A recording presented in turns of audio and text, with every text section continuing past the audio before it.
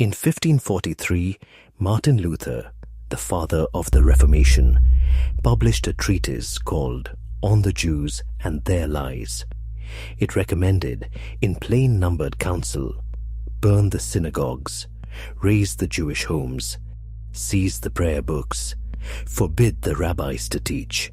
395 years later, German synagogues burned on Kristallnacht, and a Lutheran bishop published a celebration, noting that the fires fell on Luther's birthday.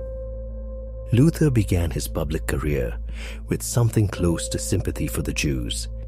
His 1523 essay, That Jesus Christ was born a Jew, scolded the church for treating them, in his words, like dogs, and argued that kindness might win their conversion. Kindness did not produce conversions, because the Jews of Germany were not waiting for better manners. They had a faith of their own, and Luther, aging, ill and enraged that the gospel preached plainly had not emptied the synagogues, turned. In 1543, 3 years before his death, he published On the Jews and Their Lies. This series quotes the record rather than characterizing it. Luther's treatise offers the German princes a numbered program of what he called sharp mercy. First, to set fire to their synagogues or schools. Second, I advise that their houses also be razed and destroyed. Third, I advise that all their prayer books and Talmudic writings be taken from them. Fourth, I advise that their rabbis be forbidden to teach henceforth on pain of loss of life and limb. The council continues, revoke safe conduct on the highways, confiscate their money, put them to forced labor, or in his final formulation, eject them forever from the country. Away with them. This is not a passage taken out of context.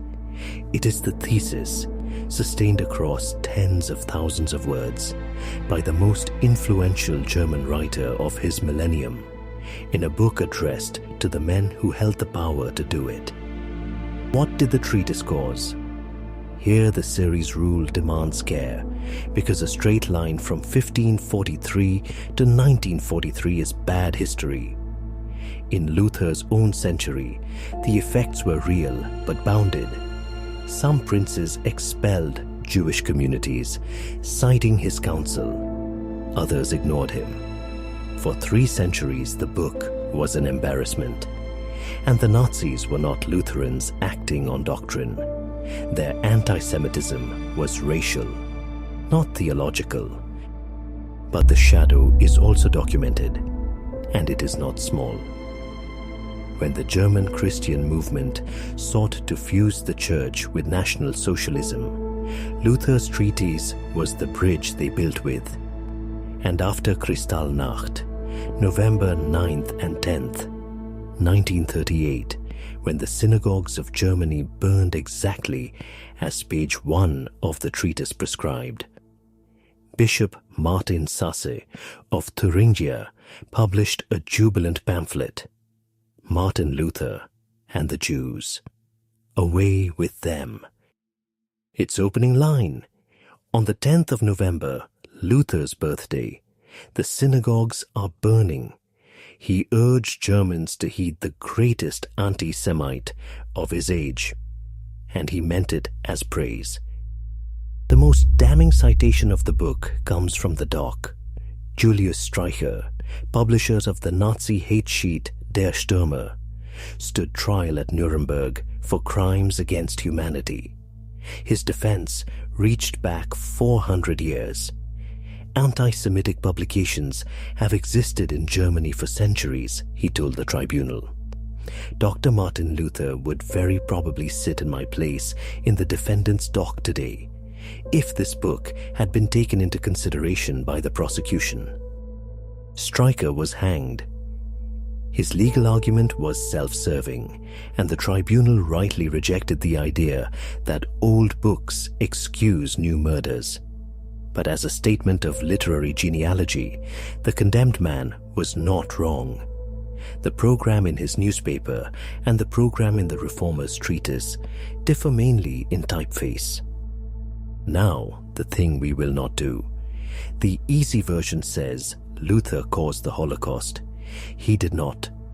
And saying so hands apologists an easy rebuttal while insulting the actual causal record, which runs through 19th century racial pseudoscience, post-war humiliation, and a totalitarian state that persecuted faithful Lutherans too.